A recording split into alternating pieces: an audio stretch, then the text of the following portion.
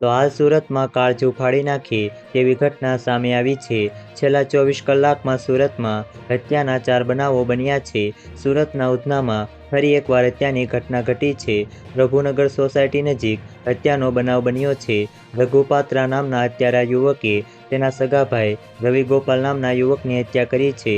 Police સૂત્રોના જણાવ્યા અનુસાર રઘુ અગાઉ પોતાની પત્નીની હત્યામાં પણ સામેલ હતો। હાલ આ હત્યાનું કારણ કોઈ અંગત હોઈ શકે છે। સુરતના ખટોદરા વિસ્તારમાં ડબલ મર્ડરની ઘટના ઘટી છે, જેમાં જેલમાંથી પેરોલ પર છૂટેલા મુકેશ રાઠોડ નામના યુવકે પોતાની પત્ની શારદા રાઠોડ અને તેના પ્રેમી તેમજ પોતાના મિત્ર અર્જુન નામના યુવકની હત્યા કરી નાખી છે। મુકેશ હત્યાના ગુનામાં આજીવન કેદની સજા કાપી રહ્યો હતો।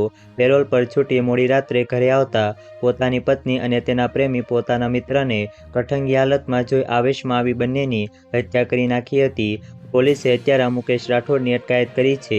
ઉધના વિસ્તારમાં પતિએ પત્નીની હત્યા કરી નાખી છે। પોલીસે હત્યારા પતિની અટકાયત કરી છે। ઉધના વિસ્તારમાં સ્થિત લક્ષ્મીનારાયણ ઇન્ડસ્ટ્રીમાં જ એક પતિએ જ તીક્ષ્ણ હથિયારના ઘા ઝીકી પત્નીને પતાવી દીધી છે। તો વધુ માહિતી મેળવવા માટે ચેનલ સાથે જોડાયેલા રહો। વિડીયો પસંદ આવે તો વિડીયોને લાઇક કરી દેજો। ચેનલમાં નવા છો તો ચેનલને સબસ્ક્રાઈબ કરી દેજો।